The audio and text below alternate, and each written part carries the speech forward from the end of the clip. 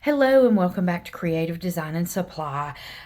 Today I want to show you the wash results on the Sublimation on Waterslide paper. And this is really funny that I've seen this. So you see the little dot right there, and then look right there. I believe it's glitter.